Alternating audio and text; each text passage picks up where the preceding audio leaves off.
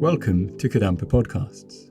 These podcasts offer practical solutions to daily challenges and help guide us to a happier and more peaceful state of mind. In each episode, you will find an extract from a teaching given by one of various Kadampa Buddhist teachers worldwide. All these teachings are inspired by the profound wisdom of Venerable Geshe Khalsang Gyatso Rinpoche, a Buddhist master for our time.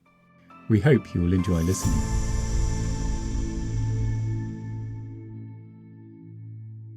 Everybody knows that we need to learn to love each other. We're always hearing this. I would say even all the major religions, as far as I know, love and compassion are part of the teaching. This is on some level we all know, whether we're religious or not, that love, compassion are very important. But we often don't really understand even what they are or how to develop them. So we are very fortunate because our founder and spiritual guide, Venerable Geshe, is giving us Buddhist teachings, unbroken lineage of instruction, all the way back to Buddha Shakyamuni. These teachings are very clear about what is love, what is compassion, how to distinguish it from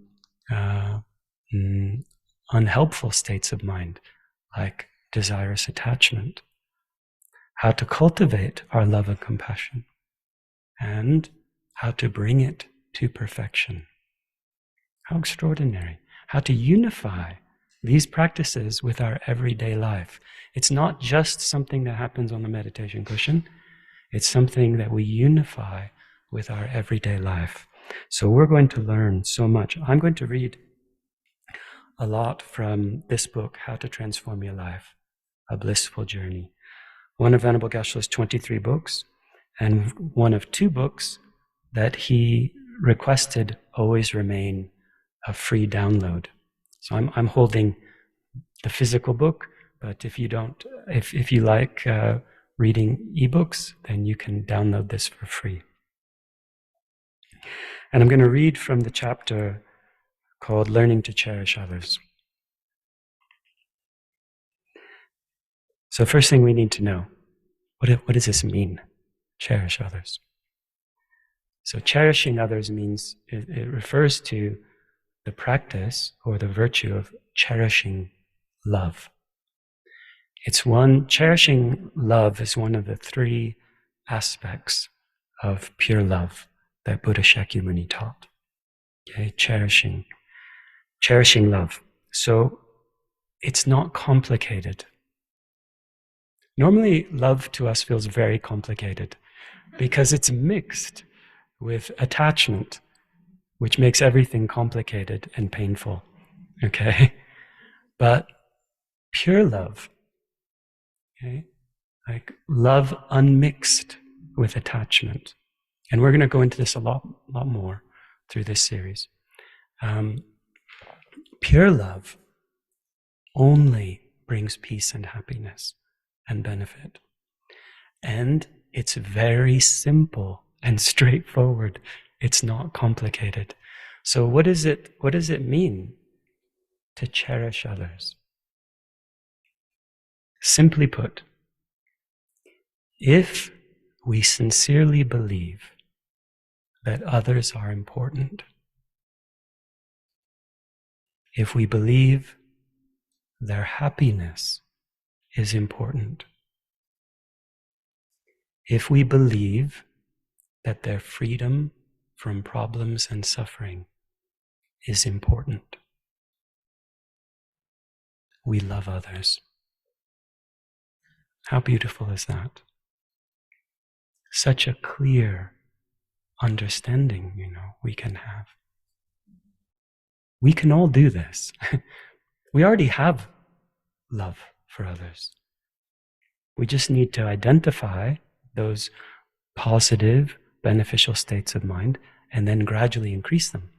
Initially, we need to improve our cherishing love for our family and friends. It needs to be grounded in our everyday experience. Okay? We need to improve our love for our family, our friends, the people, and co-workers, people we run into every day. And then gradually extend that love until finally it encompasses all living beings without exception. Okay? But it's a practical training. What's the practice? Remembering to always believe others are important. Their happiness is important. Their freedom is important. You know what? Others believe that their happiness is important. Just like we do. We believe our happiness is important. They believe our happiness is important. So if we're with our family and friends over the holidays, we may not agree on which football team to support or what politician to vote for.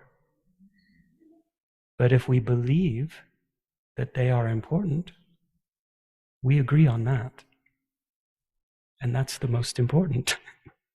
Do you see? Because if we believe that their happiness and freedom are important, then we will respect them. And even though we don't agree on other things, most importantly, we believe and agree, yes, you are important. Your happiness is important. We cannot underestimate how powerful is this thought. From one point of view, it's just a thought. All we have to do is think, this person is important. Their happiness and freedom are important. And then allow that thought to influence how we speak to them, how we behave around them. What will happen is we will naturally show them kindness and respect.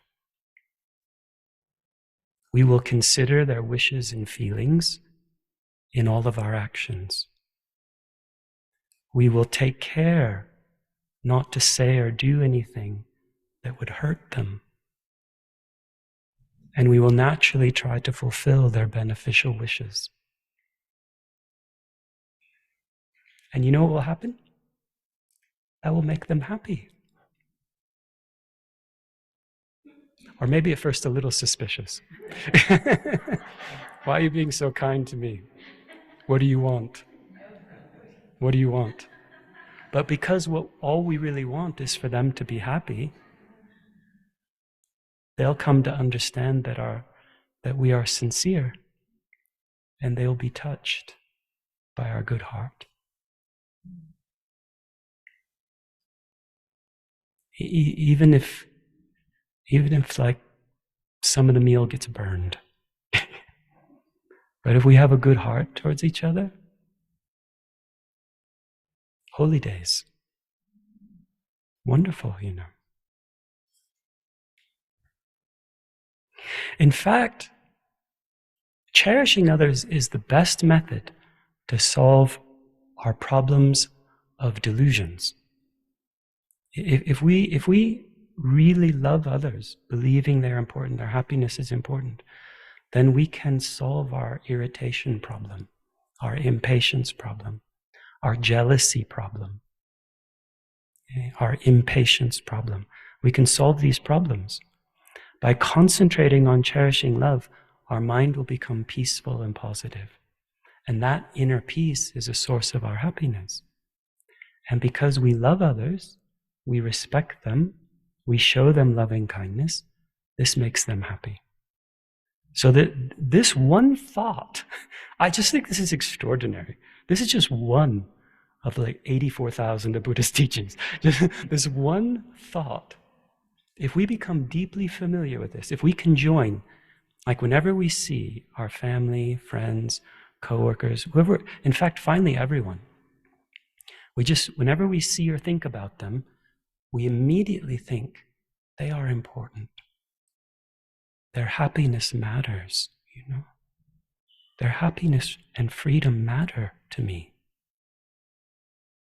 And by doing that, following that good heart is the best method to make ourselves and others happy. It's not complicated, but it's so profound in the experience.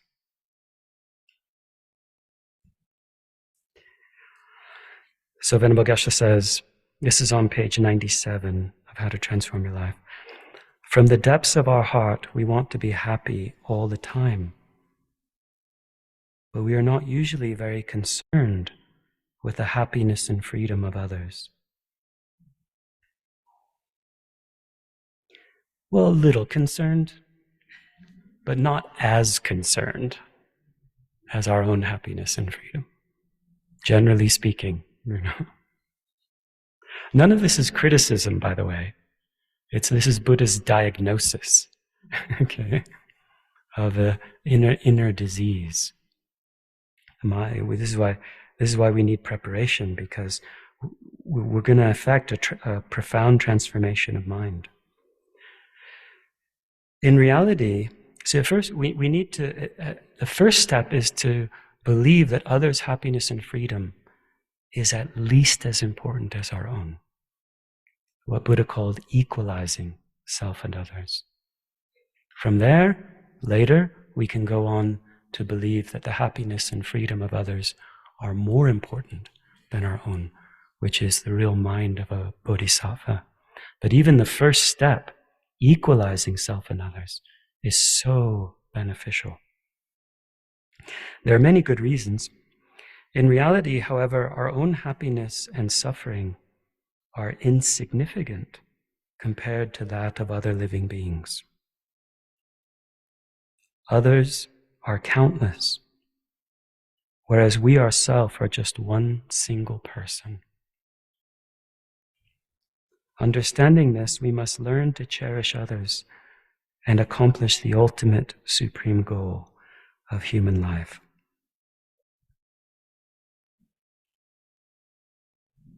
I'm not going to be able to quote this directly, but the meaning's correct. One time Venerable Geshe was talking to someone about this reasoning. And he said, this reasoning, I'm only one, but others are countless. Right? Therefore, I should learn to cherish others. Their happiness and freedom are important, because if I'm happy, only one single person is happy. But if others are happy, countless people are happy.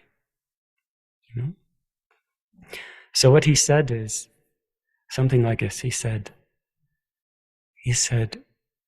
what's more important, the happiness of one person or 10 people? And then he paused and he said, not religious, just honest. He said, he's not like making a religious statement. He's just saying, honestly, what's more important? The happiness of one person or 10 people? The happiness of one person or 20 people? The happiness of one person or 100 people? The happiness of one person or countless? And we listen, we're like, we follow the logic, but we have one important question. Who's that one person? Because that changes everything, which is the whole point. That's the source of the problem. Without spiritual training, due to a strong grasping at the self we normally see, we mistakenly believe that our self is so important and that our happiness and freedom are the most important. So our concerns for our own happiness and freedom weigh heavy on us. But the concerns for happiness and freedom of others, not so much. Yeah, maybe our family and friends to some extent, as long as they're not acting in ways that make us upset. And then there's this huge, countless people that Yeah, okay, we look at the news and we see horrible things, and for a second, we're like, oh, that's horrible. But then we get on with our life. It doesn't weigh on us, It doesn't, maybe weigh is wrong word. It doesn't touch our heart in the same way. We're moved by our own wishes for happiness and freedom. We're moved by it. So what happens is, with an exaggerated sense of our own importance, with exaggerated self-concern, we think, I am important. And even though we're not like repeating that in our mind, we live our life with that belief. I am important. My happiness is important. My freedom is important. My wishes, my feelings, my life, my experiences. How I look in the group photo. Right? It's like, that's what's important. And therefore we neglect the wishes, feeling, experiences, hopes and dreams of others. This mind is a delusion, which Buddha called self-cherishing. But it doesn't mean, it's easy to misunderstand the meaning of this term. Okay? Self-cherishing does not mean caring for ourselves. We definitely need to care for ourselves. We need to eat well, sleep well. We need to have good relationships. We need money. We need to care for ourselves. But we don't need self-cherishing. We don't need an exaggerated sense of our own importance, because that is the source of all of our other delusions, like attachment, anger, jealousy, pride, and is the main obstacle to developing pure love for others. If we can reduce our exaggerated self-concern, then our pure love, our cherishing of others, will naturally grow. If you feel inspired by this podcast, then dive deeper into timeless wisdom of modern Kadampa Buddhism by following the link in the episode description. We look forward to reconnecting with you in the next episode of Kadampa Podcasts.